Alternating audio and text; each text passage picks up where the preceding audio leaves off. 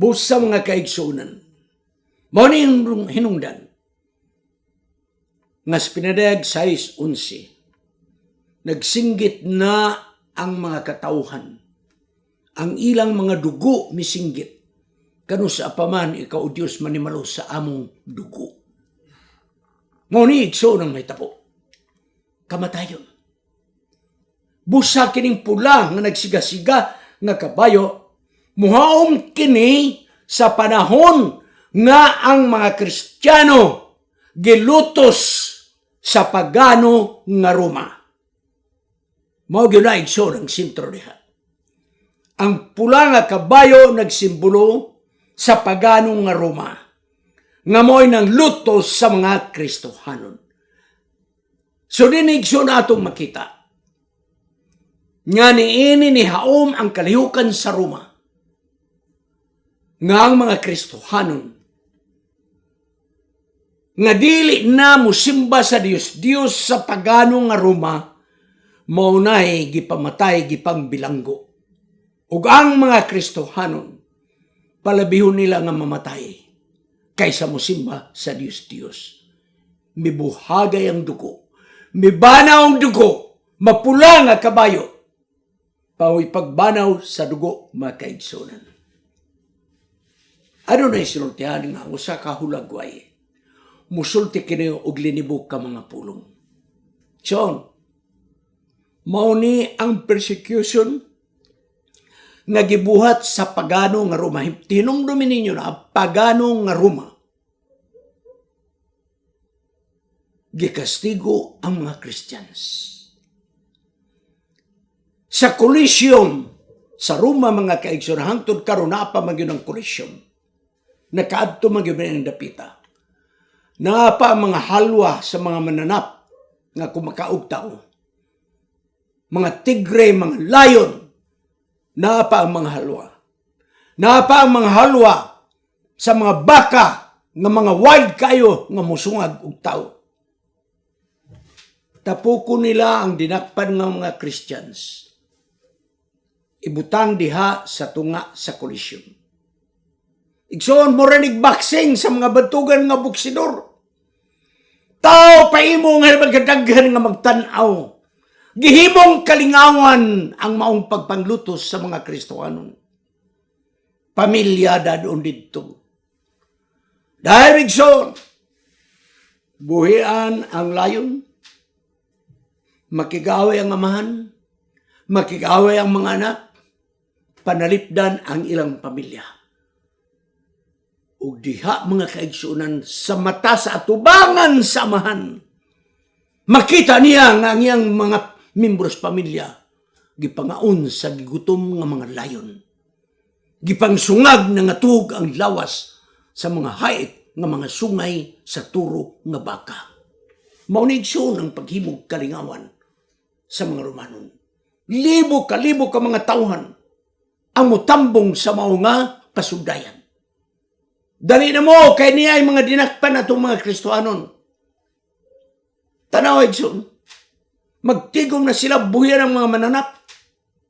Ugon niya matud pa sa kasaysayan. O di ba human ang pasundayag, magabian, wabe elektrisidad, wala elektrisidad.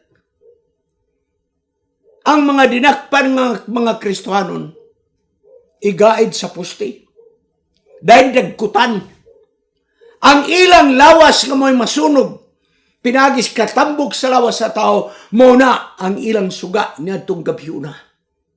Pabaladungan kininyo igsoon, unsang kalisod nga nagyan sa mga Kristohanong nga nag-una ka nato.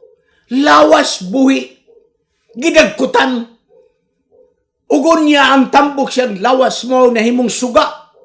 Dili lang kayo sana, naglibot sa mga kolisyon mga kaigsunan, samtang nagpadayon ang pasugdayag nga nakigbugno ang mga Kristohanong lalaki batok sa layon, batok sa turo, batok sa mga tigre, mga kaigsunan.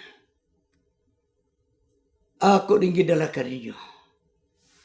Kayo sayang atong pagkakristohanon, wala kayo ibili. Hinumdumin ninyo ang mga martir ng mga Christians. Gidula-dulaan. Apan ang labing sakit nga talanahon kini igsoon, kini. Hiktan ang usa ka Christian, wala og tuo nga kamot may hikot. Wala og tuo nga tiil may hikot. Ug matag hikot adunay kabayo. Dayon na ang Christian sa tunga. Mga kamot nagdupa, mga tiil nagbilangkad. Dayon, mandar dayon. 1, 2, 3, latuson ang kabayo. Dagan sa kalila nga direksyon. Makita sa mga nagtanaw nga mga bukton sa mga Kristiyan nga bugto. Ang mga tiil sa mga Kristiyan nga baliskad, mga kaigsunan. Buhi pang tao pero wala na mga tiil. Buhi pang tao pero wala na mga kamot. Apan wa gyud mo surrender ang ilang pag-alagad, mga kaigsunan. Pula nga kabayo. Simbolo sa nagalutos nga pagano nga Roma. Dili masayon ang persecution nga nagian sa mga Kristohanon. Himuon kang dulaan. Himuon kang entertainment. Tibok pamilya dakpon. Makig-away ka sa layon, makig-away ka sa tigre. Pag magabian, ang dinakpan nga Kristiyan ipaggaid sa pusti. Dagkutan ang tambok sa ilang unod mo'y mahimong suga, mga kaigsunan. Mga kaigsunan, ang pula nga kabayo, ang bida niini, mong mga tao nga wala mudawat sa kamaturan. The rejector or the rejecter, mga kaigsunan. Sila nga wala mudawat sa kamaturan. Ang mga pagano nga wala mudawat sa kamaturan. Sila mo'y nang lutos sa mga tao nga midawat sa kamaturan. Apan igsoon, tingalig mangutana ta, nganong mangyud nga naa may manglulutos? Igsoon. Ang kadaghanan nila, they're honest fanatics of their own belief. Kinasingkasing tong ila. Nga ilang dipisahan ang ilang pagtuo. Nga walay tao nga dili makadawat sa ilang pagtuo. Kinasingkasing to nila. Ha? Loyal fanatics. Tanaw igsoon. Tingali matingala tang ngano man gyud nga daghang man gyud tao nga moapil sa pagpanglutos. Ngano man? Kaya alang kanila nagbarug sila sa kamatuoran. Nga walay tao nga magpasipala sa ilang nga doktrina. Kadaghanan sa may tabo sa persecution tungod sa ilang matinud-anon nga pagtuo nga ang ilang pagtulunan mao ang matuod ug kung kinsang mobulag niini nga mudawat sa ilang doktrina di na nila madawat kinahanglan patyon out of zeal. Tanaw igsoon unsay gingon ni Pablo sa diha nga manglulutos pa siya. Muna yung kaagis pagka manglulutos, matud pa niya. Bisan sa akong kaugalingon, adun ako'y katarungan nga masaligan diha sa akong unod. Kaya bisag kinsa nga siya naguna-una, nga adun na siya katarungan ng pagsalig sa unod. Ako, labaw ni ana. Nagsalig yun ko nga isakto ang ako. Ha? Mauna, sunod. Alang-alang ba nga pagkahudiyos, Pablo? Gituli ako. Ikaw nung pakaadlaw ang akong pagkatao, patulid ako sa akong ginikanan. Tao ako nga Israelhanon, sa tribo ni Benjamin, Hebrohanon sa tanang mga Hebrohanon, nagbantay sa kasuguan sa mga parisyo. Wa mo'y magkakwestiyon sa akong pagkaparisyo.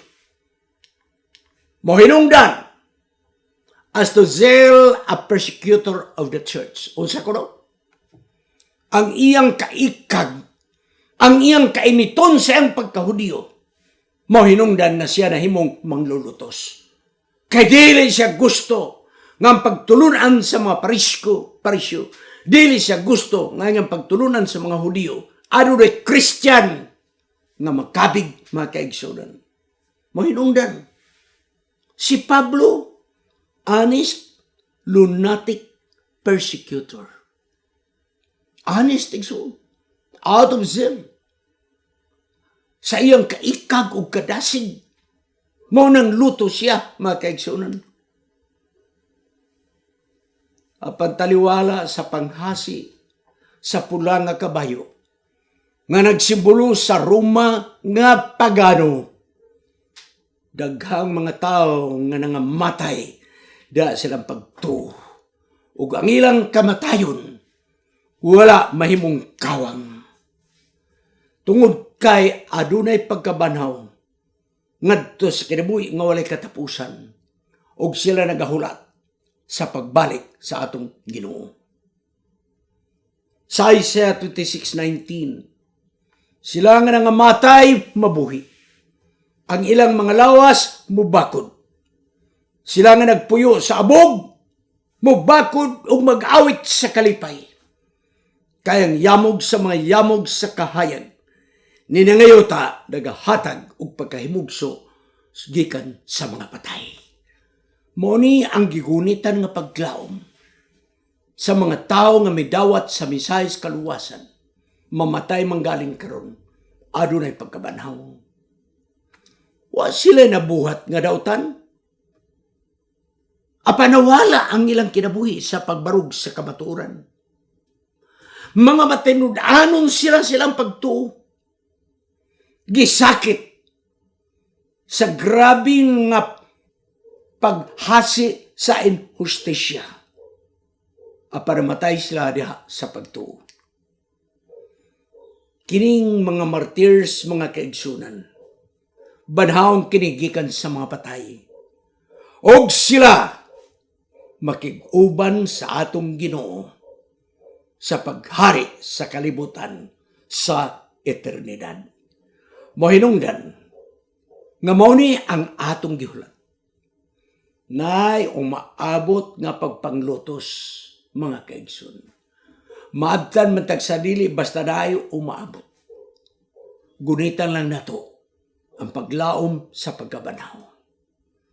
Igsoon, kining kamatuuran nga gigunitan sa mga Kristiyano, lisod ni patyon, ug di pud ni mamatay. Nagsulay na ang pagano nga Roma nga patyon ang Kristyanismo. Nagsulay na kining nagsiga-siga nga mapula nga kabayo nga may dakong espada. Mao kini ang nagapanglutos nga gahom sa yawa nga gigamit ang pagano nga Roma. Apan ang pagano nga Roma wala makapalong sa Kristyanismo sa kalibutan. Kay ang mga Kristohanon, mga kaigsunan, andam nga muhatag sa ilang kinabuhi tungod og alang kang Ginoong Hesus. Igsoon, kining ikaduha nga silyo, pagpasidaan kini kanato nga dunay umaabot nga pagbuhagay sa dugo sa mga Kristohanon sa umaabot nga panahon sa dili madugay. Mangandam ta, ampo lang yun ta mga kaigsunan. Nga kung moabot manggaling na sa atong kapanahonan, Ginoo, hatagan mo kami og kaisog sa pagatubang. Apan Ginoo kung pananglit, nakita nimo nga kami huyang nga di kami makabarog. Papahuaya kami, O Diyos, sa dili pa mabot ang dako nga pagpaglutos. Magampo kita alang sa pagtapos. Salamat, O Diyos, sa imong pagpahinumdum kanamo. Sa kamatayon o kalisdanan nga naagian, sa naguna namong mga Kristohan, gipakaon sa mga leon, gibahog sa mga tigers, gipasungag sa mga turo nga mananap. Apaduha, gyud sila mo surrender sa ilang pagtuo diha kanimo. Ang uban kanila gihikot sa puste o ginagkutan og nahimong suga sa kalingawan sa kolisyon. Apan wa gyud sila mo surrender sa ilang pagalakad. Diyos, ang uban kanila gihiktan ang ilang mga kamot sa pisik. Tiil gipanghiktan gipambira sa upat ka kabayo. Hangtod nagkawatas-watas ang ilang mga bukton, ang ilang mga paa nga bugto. Apan wa gyud sila mo surrender sa ilang pagtuo diha kanimo. O Dios, paandaman kami nining umaabot nga kalisdanan. Pabaruga kami. Apan ang labing importante nga ikaw makig-uban ka namo. Mawala man kami ning kalibutan. Mahimo man kaming mga abog. Apan mo bakod ra kini. Sa adlaw sa imong pagbalik, imong tawgon ang imong mga balaan nga mga tawo nga nangamatay diha kanimo. Salamat kay ikaw nagatubag sa among pagampo. Sa ngalan ni Jesus manluluwas. Amen. Kining inyong higala, si Pastor Wendell Munggaya Serrano, nga inyong igsoon usab, magkapadasig sa matag sa kaninyo sa pag-like, pag-share, labaw sa tanan sa pag-subscribe sa atong YouTube channel ng pangalan Wendell Munggaya Serrano ug ayaw kalimot sa pag-click sa notification bell hangtod sa sunod nga higayon magkita na usab kita.